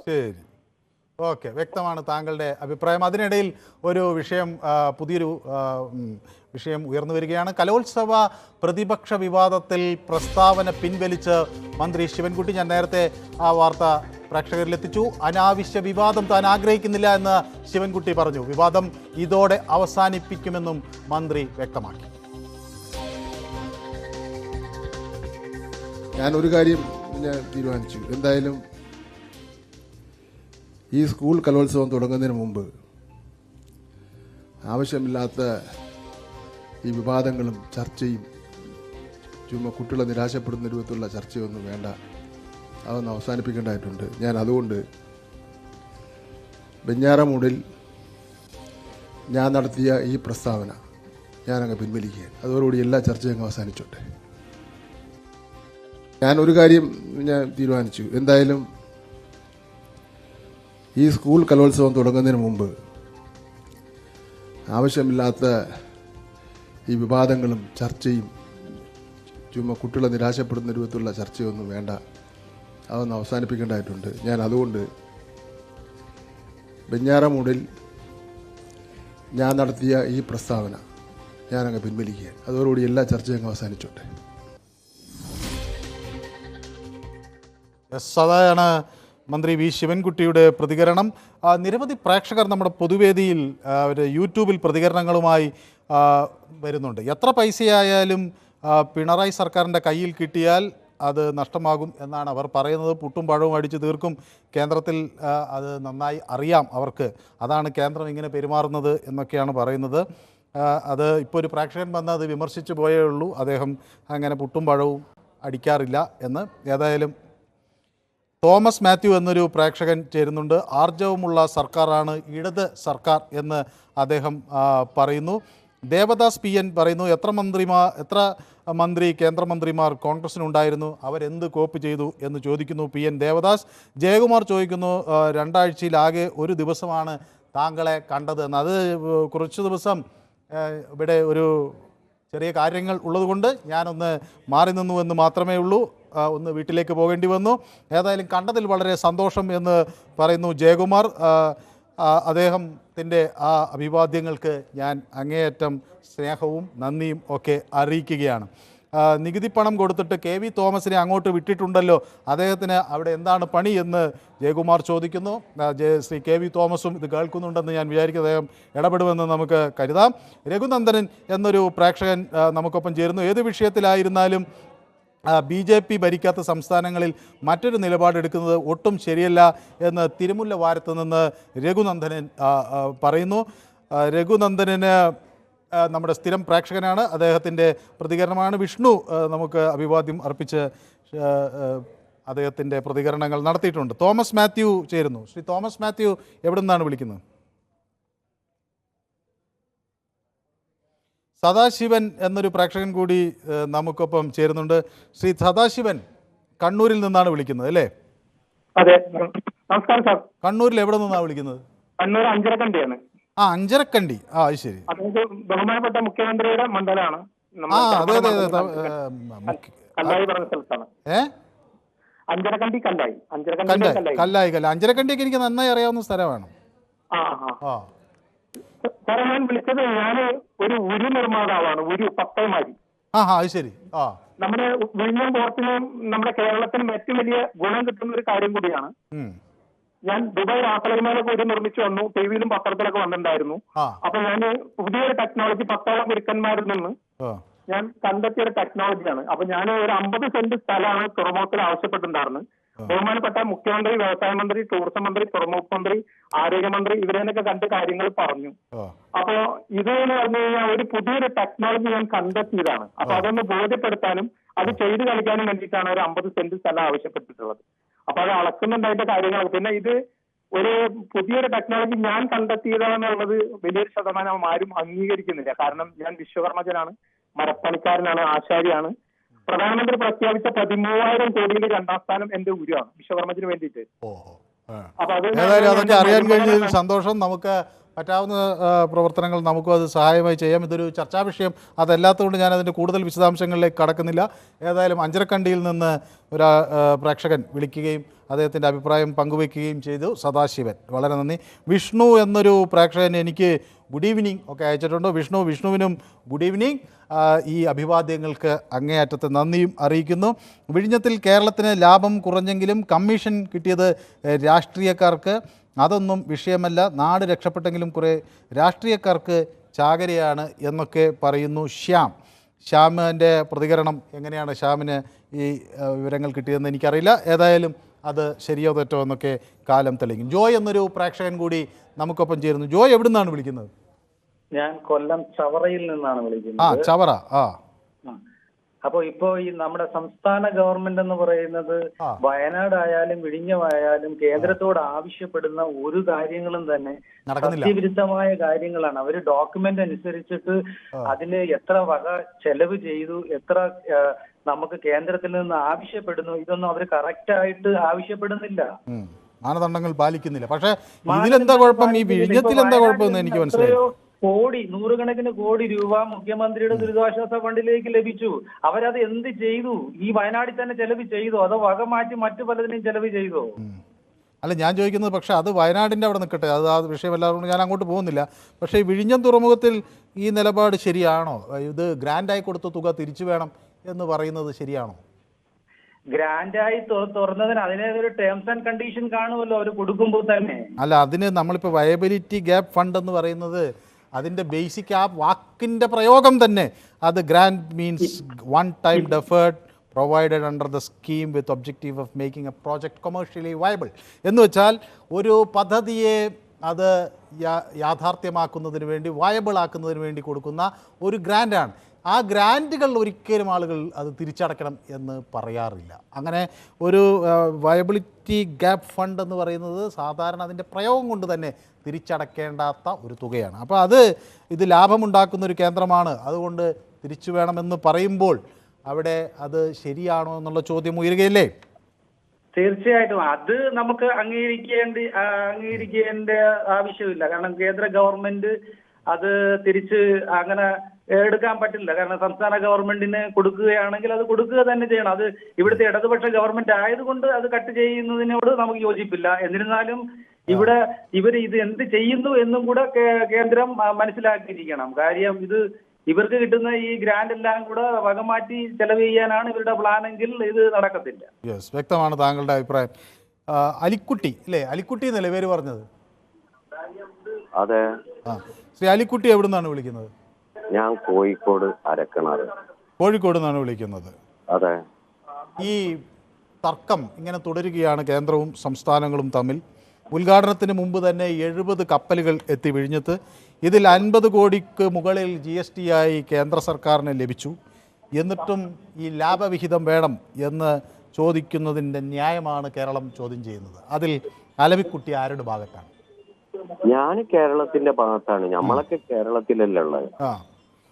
അപ്പം കേരളത്തിന് കേന്ദ്രം തരണ്ടേ? നമ്മൾ ജീവിക്കണ്ടേ? കേരളത്തിലുള്ളവർ ജീവിക്കണ്ടേ?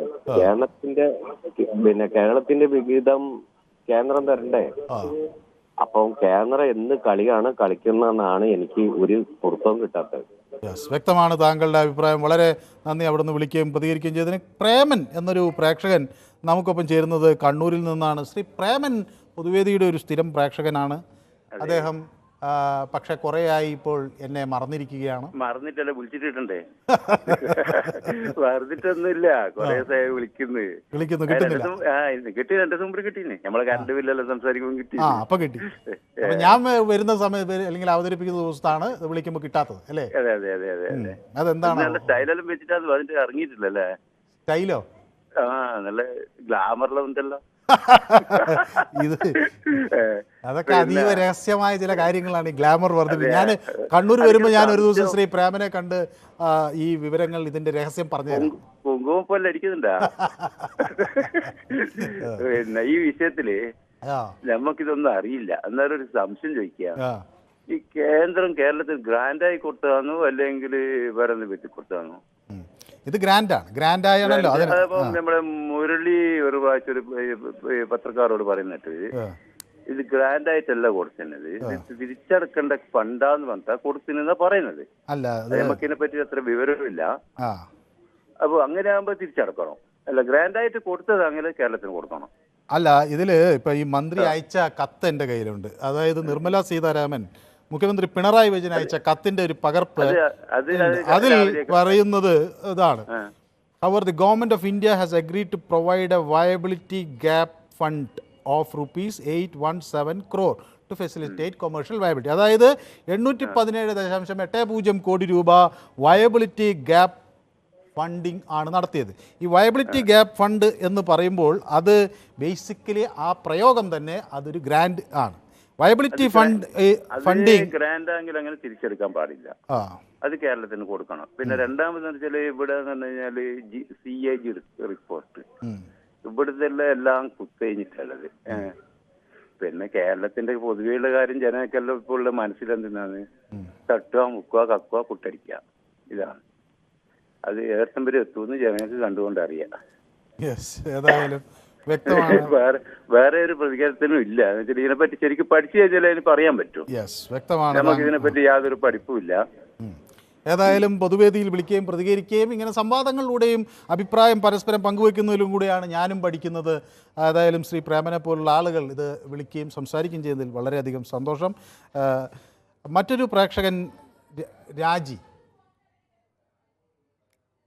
ദീപു എന്നൊരു പ്രേക്ഷകൻ തിരുവനന്തപുരത്തു നിന്ന് നമുക്കൊപ്പം ചേരുകയാണ്. ശ്രീ ദീപു, ഈ നയം എന്തുകൊണ്ട് ഇങ്ങനെ തുടരുന്നു എന്ന ചോദ്യം എല്ലാ കോണുകളിൽ നിന്നും ഉയരുന്നുണ്ട്. പക്ഷേ ഇത് തുടരുന്നു എന്നാണ് പറയുന്നത്. ഈ ഘട്ടത്തിൽ നിർമ്മല സീതാരാമൻ മുമ്പ് പലപ്പോഴും വന്ന അവർ ഇതിൽ പല കേരളം ഉന്നയിക്കുന്ന പല ആരോപണങ്ങൾക്കും ന്യായീകരണങ്ങളുമായി വരാറുണ്ട്. ഇതിൽ എന്ത് ന്യായീകരണം അവർക്ക് കൊണ്ടുവരാൻ കഴിയും എന്നാണ് താങ്കൾ വിചാരിക്കുന്നത്? ഒരു ന്യായീകരണം ഇല്ലെന്ന് മാത്രമല്ല, ഇവിടെ കുറെ പേര് വന്ന് പറഞ്ഞു കക്ക മുക്ക നക്ക, ഇതൊക്കെ AG എന്ന് പറയുന്ന ഒരു സാധനം ഇല്ലേ മനു? ഇവിടെ ഈ കേരളം 1 രൂപ നയാ പൈസ ഏതെങ്കിലും ഒരു ഫണ്ടിൽ നിന്ന് എടുത്ത് ചെലവാക്കുകയാണെങ്കിൽ ഇവിടെ AG എന്ന് പറയുന്ന ഒരു സാധനമില്ലേ? കേന്ദ്ര സർക്കാരിന് അങ്ങനെ ഒരു സാധനം ഇല്ല.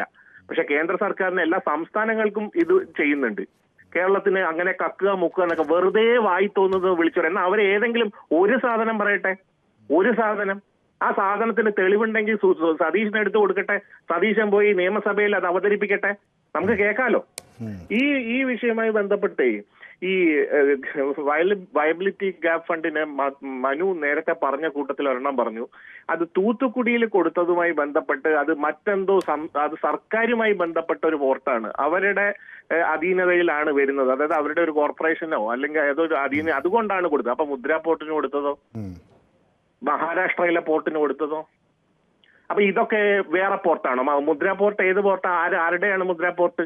ആരുടെ മനു മുദ്ര പോർട്ട്? അദാനിയല്ലേ നടത്തുന്നത്? അല്ല, അങ്ങനെ നിരവധി പദ്ധതികളുണ്ട്. നമ്മുടെ കൊച്ചി മെട്രോ ഉണ്ട്. എന്താണ് ഇത് കേരളം ഉണ്ടല്ലോ, ഈ 1635 കോടി രൂപ ഈ വിഴിഞ്ഞം പോർട്ടിന് കൊടുക്കണം. എന്തിനാണ്? Viability gap fund. അതിനകത്ത് കേരളത്തിന്റെ പങ്കായ 817 കോടി രൂപ കൊടുത്തു കഴിഞ്ഞു.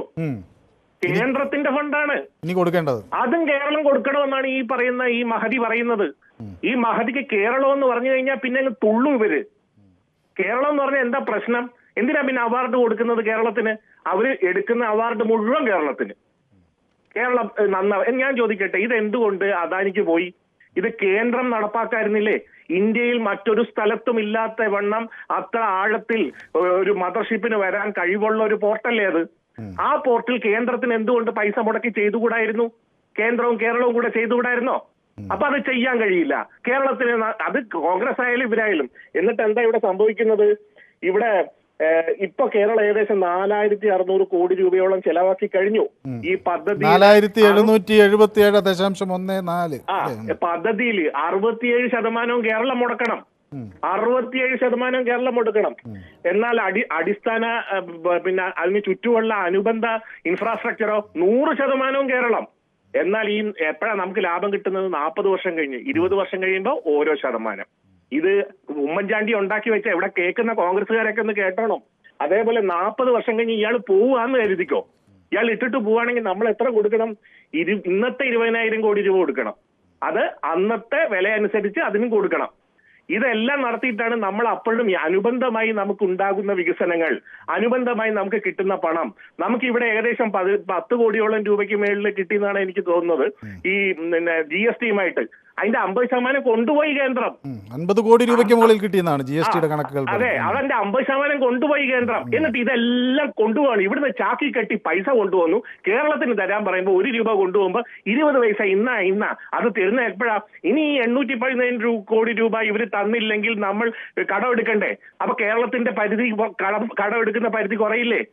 കേരളത്തിന് ഇങ്ങനെ ശ്വാസം മുട്ടിക്കാൻ നാണോ ഉളുപ്പുമില്ലാത്ത കുറെ BJPക്കാര് ഇവിടെ കേരളം വേണ്ടത് ഇവന്മാരെ ഒന്നും ഇവിടെ നടക്കാൻ അനുവദിക്കില്ല എന്നുള്ളതാണ് നടപ്പാക്കേണ്ടത്. എന്താ കേരളം ഏറ്റവുമില്ല രാജ്യത്താണോ? കേരളത്തിന്റെ ജനങ്ങളല്ലേ ഉള്ളത്? അഭിപ്രായം കൃത്യമാണ്. ഞാൻ മറ്റൊരു പ്രേക്ഷകൻ കൂടി കാത്തു നിൽക്കുന്നതുകൊണ്ടാണ്. വളരെ നന്ദി ദീപു വിളിക്കുക, അഭിപ്രായം പങ്കുവയ്ക്കുകയും ചെയ്ത്. അനിയൻകുട്ടൻ എന്നൊരു പ്രേക്ഷകൻ നമുക്കൊപ്പം ചേരുന്നുണ്ട്. ശ്രീ അനിയൻകുട്ടൻ പത്തനംതിട്ടയിൽ നിന്നാണോ വിളിക്കുന്നത്? അതെ അതെ അതെ. ദീർഘകാലമായി പൊതുവേദിയിലേക്ക് വിളിച്ചിട്ട് അല്ലേ? ഉണ്ട്. കഴിഞ്ഞ ദിവസമൊക്കെ വിളിച്ചിട്ട് സാറില്ലായിരുന്നല്ലോ. ഞാനില്ലായിരുന്നു. സാറില്ലാതെ ഭയങ്കര ഇതായി. കഴിഞ്ഞ ദിവസമൊക്കെ വന്ന പുള്ളികളൊക്കെ അത്ര വലിയ ഒരു എക്സ്പീരിയൻസ് കുറവുണ്ടെന്ന് എനിക്ക് തോന്നുന്നു. സാർ അതിനേറ്റ് സാർ തന്നെ ഇത് എടുക്കാവുള്ളൂ കേട്ടോ. എല്ലാവർക്കും നല്ല അഭിപ്രായമാണ്. നല്ല ഇതാ. ഏതായാലും ഞങ്ങൾ വളരെ അടുത്ത സുഹൃത്തുക്കളായതുകൊണ്ടും സഹപ്രവർത്തകരായതുകൊണ്ടും അദ്ദേഹം കിരൺ ബാബു നല്ല ഒരു അവതാരകനാണെന്ന് ഉറച്ച് വിശ്വസിക്കുന്നതുകൊണ്ട് ഞാൻ അതിന് മറുപടി പറയുന്നില്ല. അല്ല ഓരോരുത്തർക്കും ഓരോ ഒരു ഇതുണ്ടല്ലോ, കഴിവുണ്ട്. സാർ എല്ലാവർക്കും നല്ലവണ്ണം സമയം കൊടുക്കുന്നുണ്ട്. നല്ല കാര്യമാണ്. നല്ല ഇതാ എല്ലാവരും അഭിപ്രായം നല്ല ഇതാ സാറിനെ പറ്റി. എല്ലാവർക്കും ഒരുപോലെ ഒക്കെയല്ലോ. ഞാൻ ചോദിച്ചത്, നമ്മുടെ ഈ വിഴിഞ്ഞം തുറമുഖത്തിൽ ഇപ്പോൾ ഒരു തർക്കം നടക്കുകയാണ്. കേന്ദ്ര സർക്കാരിൻ്റെ നയങ്ങൾ കേരളത്തിന് അനുകൂലമല്ല എന്ന സംസ്ഥാന സർക്കാർ ശക്തമായി പറയുകയാണ്. ഈ കേന്ദ്രവും കേരളവും തമ്മിലുള്ള ഈ തർക്കം ഒന്ന് അവസാനിച്ച് കിട്ടാൻ നമ്മൾ എന്ത് ചെയ്യണം ശ്രീ അനിയൻകുട്ടി? സാറേ, എനിക്ക് ആദ്യം പറയാം, ഇത് ഒരിക്കലും അവസാനിക്കാൻ പോകുന്നില്ല. ഈ കേന്ദ്രം തരുന്നില്ല ഇവര് ഏതൊക്കെ വർഷങ്ങൾ അധികാരത്തിൽ വന്നിട്ട്, ഞാൻ കുറ്റം പറയാനില്ല, ഏതൊക്കെ വർഷം അധികാരത്തിൽ വന്നിട്ട് അന്ന് മുതൽ തുടങ്ങിയ കേന്ദ്രം തരുന്നില്ല. പിന്നെ അല്ലാതെ എങ്ങനെയാ സാറേ ഈ കേരളം പിടിച്ചിരിക്കുന്നത്? മുമ്പേ ഒരു പ്രേക്ഷകൻ പറയുന്നത് കേട്ടു, എന്ത് വന്നാലും സതീശനാണ് 8 വർഷമായിട്ട് ഇവിടെ കാണിക്കുന്നത്. എന്താ സതീശൻ കാണിക്കുന്നത്? അദ്ദേഹം ന്യായമായിട്ടുള്ള കാര്യം അദ്ദേഹം പറയുന്നുണ്ട്. എന്ത് വന്നാലും സതീശന്റെ കുഴപ്പം, വില കൂടിയ സതീശന്റെ കുഴപ്പം. എല്ലാം സതീശന്റെ വേണ്ട. ഇപ്പോഴത്തെ പറഞ്ഞ ഇതൊരു രാഷ്ട്രീയ കളിയാ സാറേ. ഇതിപ്പോ കഴിഞ്ഞ കാലം മന്ത്രിമാരെല്ലാം ഡൽഹി ചെന്ന് കഴിഞ്ഞപ്പോൾ ഇന്ന് വന്നൊരു പ്രസ്താവനയായത്. ഇതൊക്കെ വൻ തട്ടിപ്പായത്. ഇത് വെറുതെ ജനങ്ങളെ ബുദ്ധിമുട്ടിക്കും. ഇവിടുത്തെ എത്രയോ വിഷയങ്ങൾ കിടക്കും. ആ CWCയിലെ ആ കുഞ്ഞുങ്ങളെയൊക്കെ ഉപദ്രവിക്കുകയും ചെയ്യുന്ന ആയമാർ ഇവിടെ വന്ന്, അതൊക്കെ നിങ്ങൾ എടുക്കേണ്ട വിഷയം. ഇതൊക്കെ വെറും ഈ ഭരിക്കുന്നവർക്ക് അവർക്ക് വേണ്ടി പിടിച്ചു നിൽക്കാനുള്ള ജനങ്ങളുടെ മുന്നിൽ അവർ സന്തോഷിക്കുക. ഇത് അവർ കൈകൊട്ടി അവർ ചിരിക്കുക. ഇതൊന്നും എടുക്കാൻ പാടില്ല. വിലക്കയറ്റം ഇവിടെ കിടക്കുന്നു, CW നെല്ല് കർഷകരെ, അതുപോലെ തന്നെ ഈ ഇന്നെ കണ്ടല്ലോ സാറേ, ഒരു മന്ത്രിയുടെ പ്രസ്താവന തന്നെ കണ്ടില്ലേ? സ്ത്രീ അത് ഒരു നർത്തകി, അത് ഞാൻ ചോദിച്ചിട്ട് അവർ 5 ലക്ഷം ചോദിച്ചത് തീരെ കുറവാ. അല്ല, മന്ത്രി പ്രസ്താവന പിൻവലിച്ചു. അദ്ദേഹം വിവാദങ്ങൾക്കില്ല എന്ന് പറഞ്ഞ് അദ്ദേഹം അത് പ്രസ്താവന പിൻവലിച്ചിട്ടുണ്ട്. അതിപ്പോ നമ്മൾ ഏതായാലും വളരെ വ്യക്തമാണ് താങ്കളുടെ അഭിപ്രായം. ഹ്യൂമൻ എന്നൊരു പ്രേക്ഷകൻ, അദ്ദേഹത്തിൻ്റെ പേര് മറ്റെന്തെങ്കിലും ആയിരിക്കാം, എങ്കിലും സൈറ്റിൽ അങ്ങനെയാണ് കൊടുക്കുന്നത്.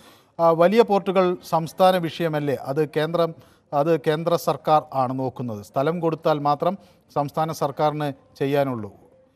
അപ്പോൾ ഓരോരുത്തരും കേന്ദ്രത്തിന് തെറിവിളിക്കുന്നതിനെ അദ്ദേഹം അതിനെതിരെയാണ് ക്ഷുഭിതനായി സംസാരിക്കുന്നത്. ഷാജി ഭാസ്കരൻ, അത് നമ്മുടെ ഒരു സ്ഥിരം പ്രേക്ഷകനാണ് കേട്ടോ. എല്ലാ ഘട്ടത്തിലും അദ്ദേഹത്തിൻ്റെ പ്രതികരണങ്ങൾ വന്നിട്ടുണ്ട്. അത് നമ്മുടെ തിരുവനന്തപുരത്ത് നിന്ന് വിളിച്ച ദീപുവിന് അഭിവാദ്യങ്ങൾ അർപ്പിച്ചിരിക്കുകയാണ് ഷാജി ഭാസ്കരൻ. ഷാജി ഭാസ്കരനും ഒരു ഇടത് അനുകൂലിയാണെന്നാണ് ഞാൻ വിചാരിക്കുന്നത്. സ്വാഭാവികമായും ദീപുവിൻ്റെ ആ നിലപാട് സംസ്ഥാന സർക്കാരിന് അനുകൂലമായതുകൊണ്ട് തന്നെ ഷാജി ഭാസ്കറും ആ നിലപാടിനെ ശക്തമായി പിന്താങ്ങുന്നു എന്നാണ് അറിയിച്ചിട്ടുള്ളത്. മീനാക്ഷി വിളിക്കുന്നത് കൊല്ലത്ത് നിന്നാണ് അല്ലേ? അതെ സാർ, നമസ്കാരം. നമസ്കാരം ശ്രീമതി മീനാക്ഷി. പിന്നെ വൈകുന്നേരം ചായയൊക്കെ കുടിച്ചിരിക്കുകയാണോ? ചായയും ചിപ്സൊക്കെ കഴിച്ചിട്ടിരിക്കുകയാണ്. ചിപ്സൊക്കെ കഴിച്ചിട്ടിരിക്കുകയാണോ? Very good. ഞാൻ ചോദിച്ചത് ഈ കേൾക്കാമോ? ഫോണിലെന്തോ കട്ടായിപ്പോയി. സുരേന്ദ്രൻ, ജയകുമാർ എന്നൊരു പ്രേക്ഷകൻ നമുക്കൊപ്പം ചേരുന്നുണ്ട്. ശ്രീ ജയകുമാറിനെയും കണ്ടിട്ട് കുറേ കാലമായി അല്ലേ? അതെ സാർ, കണ്ടതിൽ സന്തോഷം. അതെ, ഞാൻ സന്തോഷം. വീട്ടിലേക്ക് ഇരിക്കുമ്പോഴും നിങ്ങളെ ഞാൻ പുറം രാജ്യത്ത് പോയിട്ട് വന്നപ്പോഴ് കുറച്ച് കുങ്കുമപ്പൂ മേടിച്ചോണ്ട് വന്നായിരുന്നു. പക്ഷെ ഞാൻ കഴിച്ചിട്ട് എനിക്ക് ഒരു പ്രയോജനം കിട്ടിയില്ല.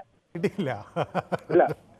പിന്നെ സാറേ, ഞാൻ ഇപ്പൊ വിളിച്ചത് കുങ്കുമപ്പൂവിന്റെ കാര്യം പറഞ്ഞത് ഞാൻ വെളുത്തത് കുങ്കുമപ്പൂ കഴിച്ചിട്ടാണെന്നാണോ? അല്ല, ഞാൻ പറയാണ്, എനിക്കൊരു ഗുണം കിട്ടിയില്ല. ശരി. ഞാനിപ്പോ വിളിച്ചത്, ഞാൻ 2 മെസ്സേജ് അയച്ചോണ്ട് വിളിക്കില്ല എന്ന് വിചാരിച്ചിരുന്നു. ഞാനിപ്പോ വിളിക്കാൻ കാരണം എന്ന് വെച്ചാല്, മുഖ്യമന്ത്രിയുടെ ഉപദേഷ്ടാവ് ഒരു പോളിറ്റ് ബ്യൂറോ മെമ്പർ ഉണ്ട് ട്രിവാൻഡ്രത്ത്, ദീപു എന്ന് പറഞ്ഞവൻ. നിങ്ങൾ എന്തെങ്കിലും പരിപാടി നടത്തണേന്ന് ഈ കോൺഗ്രസ്സുകാരനോ BJP-കാരനോ മറുപടി ഇയാൾക്ക് പറയേണ്ട കാര്യം എത്രയാണ്? കോൺഗ്രസ്സുകാരൻ കേൾക്കണം, BJP-കാരൻ കേൾക്കണം എന്ന് പറഞ്ഞാൽ ഇയാളെ എന്തെങ്കിലും കേൾക്കാൻ ഇവിടെ ആരെങ്കിലും ഇരിപ്പുണ്ടോ? പിന്നെ ഈ സമയത്ത് മാത്രം കട്ടിയാക്കാത്തോണ്ട് ഇയാളത് കേട്ടോണ്ടിരിക്കണമെന്നുള്ളേ ഉള്ളൂ. അയാൾക്ക് എന്തെങ്കിലും അഭിപ്രായം പറയണമെങ്കിൽ പറഞ്ഞിട്ട് പോട്ട്. എന്തുകൊണ്ടാണ് കേന്ദ്രം കൊടുക്കാത്തത്? ഇവിടുന്ന് KV തോമസിന് വെച്ചിട്ടുണ്ടല്ലോ, അയാൾക്ക് എന്താണ് പണി? ഞങ്ങളാരെങ്കിലും ആവശ്യപ്പെട്ടിട്ടാണോ വെച്ചത്? അയാൾ എന്തെങ്കിലും ചോദിച്ച് വാങ്ങിച്ചു കൊടുക്കണം. ഇവിടുത്തെ MP-മാർ എന്ത് ചെയ്യണം? അവിടെ ചെന്ന് ഇവിടെ ചെന്നിട്ട് മോദി സപ്പോർട്ട് ചെയ്യല്ലേ ഇവിടുത്തെ MP-മാർ? അവിടെ ചെന്ന് എന്തെങ്കിലും മിണ്ടുന്നുണ്ടോ? ഇയാൾ പോട്ടെ, ഇയാള് പിണറായിയെ കൊണ്ട് പോട്ടെ ചോദിക്കാൻ. കിട്ടുന്ന അത്രയും പുട്ടടിച്ചും പഴവും, ഇന്നലെ പുട്ടടിച്ചെന്ന് പറഞ്ഞപ്പോൾ ഇയാൾ പറഞ്ഞ പഴവും കൂടെ അടിച്ചെന്ന്. ഈ പുട്ടും പഴവും അടിച്ച് തന്നെയാണ് ഈ കേന്ദ്രം ഈ രീതി കാണിക്കുന്നത്. യെസ്, ഏതായാലും വ്യക്തമാണ് താങ്കളുടെ അഭിപ്രായം. പ്രതികരിച്ചതിന് നന്ദി. ശിവകുമാർ കൊല്ലംകോട് നിന്നാണ് വിളിക്കുന്നത്, പാലക്കാട് ജില്ലയിൽ നിന്നാണ് വിളിക്കുന്നത് അല്ലേ ശിവകുമാർ? അതെ. എനിക്ക് പറയാനുള്ളത് എന്താന്ന് വെച്ചാല്, ഈ നമ്മള് അവിടുന്ന് എന്ത് തുക തരുന്നോ അതിനുള്ള കണക്കുകൾ അവിടെ കാണിക്കണമല്ലോ. അപ്പൊ നമ്മളിപ്പോ ഞാൻ കൊല്ലംകോട് നിന്നാണ് വിളിക്കുന്നത്. ഗോവിന്ദാരം മംഗലം റോഡ് ഒരു ചുരുങ്ങിയത് ഒരു 10, 15, 20 5, 10 വർഷമായിട്ട് അളവ് നടത്തിക്കൊണ്ടിരിക്കണം.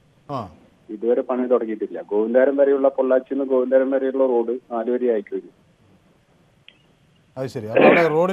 ബോർഡർ വരെയുള്ള സ്ഥലം വീതി കൂട്ടിയിട്ടുണ്ട്. നമ്മളിവിടുന്ന് ഈ കണ്ടെയ്നർ ടെർമിനലിന് വേണ്ടിയിട്ട് റോഡ് അളവെടുക്കല്ലാതെ പണി ഇതുവരെ തുടങ്ങിയിട്ടില്ല. വർഷങ്ങളായി. അപ്പോ ഇത് നമ്മൾ ഈ ഗ്രാന്റ് വാങ്ങിച്ചിട്ട് ഇവിടെ വെച്ചതുകൊണ്ട് കാര്യമില്ലല്ലോ. അല്ല, പക്ഷേ വലിയ വികസന പ്രവർത്തനങ്ങൾ നമുക്ക് പതുക്കെയാണ് കേരളത്തിൽ പൊതുവെ നടന്നിട്ടുള്ളത്. കുറെ കൂടി വേഗതയിൽ നടത്താനൊക്കെ നമ്മളിപ്പോ ശ്രമം സംസ്ഥാനത്ത് വെച്ചിട്ട് കാര്യമില്ലല്ലോ. പിന്നെ ഇന്ത്യയിൽ ഇപ്പൊ ഇവിടുന്ന ഒരു ഭാഗമുള്ളത് കേരളവും, അല്ലാതെ കേരളം വേറെ എന്നുള്ളതില്ലല്ലോ. ഇന്ത്യയിലെ ഒരു വികസനം വരുമ്പോ കണ്ടെയ്നർ ടെർമിനൽ ഏഷ്യയിലെ ഏറ്റവും വലിയ ടെർമിനലാണെന്നല്ലോ അറിയപ്പെടുന്നത്. അപ്പൊ അത് ഇന്ത്യയിലാണല്ലോ വരുന്നത്. ഏതായാലും ഈ സമയം പരിമിതി അവസാനിക്കുന്നതുകൊണ്ടാണ്. വളരെ നന്ദി. കൊല്ലങ്കോട് നിന്ന് വിളിക്കുകയും ശ്രീ ശിവകുമാർ അവിടുത്തെ പൊള്ളാച്ചി ഗോവിന്ദപുരം റോഡിനെ കുറിച്ചാണ് പറഞ്ഞതൊക്കെ പെട്ടെന്ന് പൂർത്തിയാകും എന്ന് നമുക്ക് പ്രതീക്ഷിക്കുകയും ചെയ്യാം.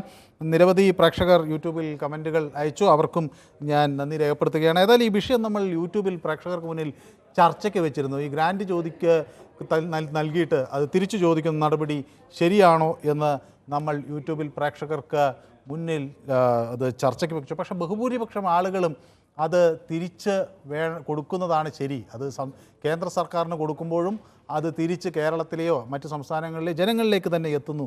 അതുകൊണ്ട് ആ വരുമാനം സർക്കാരിന് കൊടുക്കുന്നതിൽ തെറ്റില്ല എന്ന് യൂട്യൂബിൽ അവരുടെ അഭിപ്രായമായി രേഖപ്പെടുത്തുകയും ചെയ്തിരിക്കുന്നു.